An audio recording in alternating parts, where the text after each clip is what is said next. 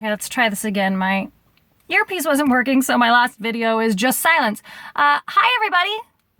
Poison Penn here, Rebecca Penn, broadcasting from my parking garage in my car because Teller is on a rampage and he broke my camera and a couple of bobbleheads and his ripped curtains down and he's screaming, and I just thought it'd be easier to try to do this. I didn't know my headset wasn't going to work, so maybe this isn't the easy way to do this. So let's see what's new. I guess my running off to the wilderness, once I had found out they knew my address last time, was a little overboard. Campaign showing up here did kind of throw me for a loop, but I probably overreacted when I got out of town.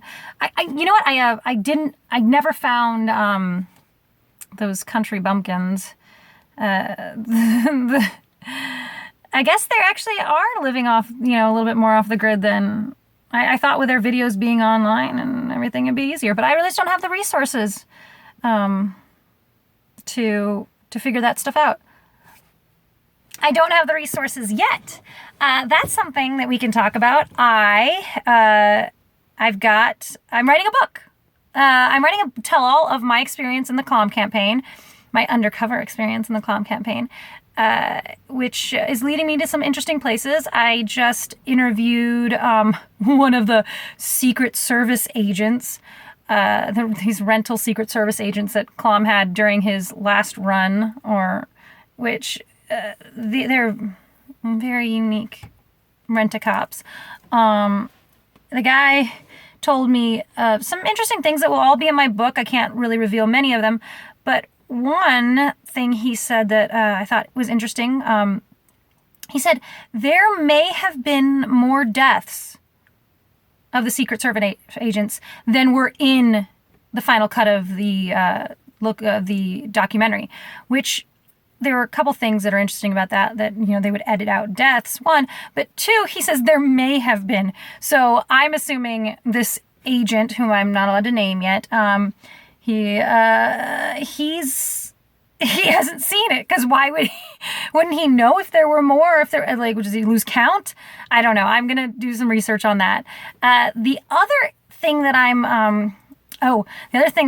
got, I'm perked up on right now is that, so Mr. Barker has been, presidential candidate Barker has been kind of, feeding me information along the way, and I'm not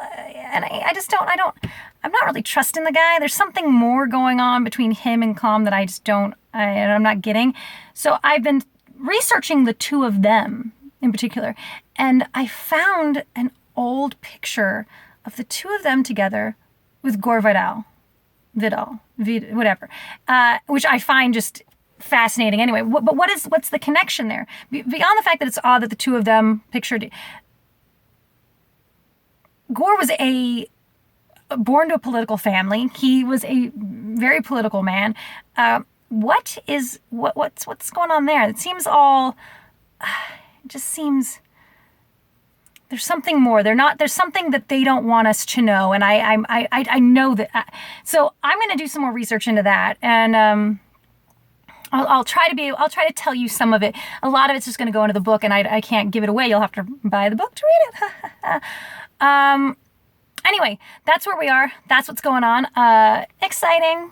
I'd be more excited about it if I was out in my apartment and not in this hot car, because I've been chased out by a terror of a cat.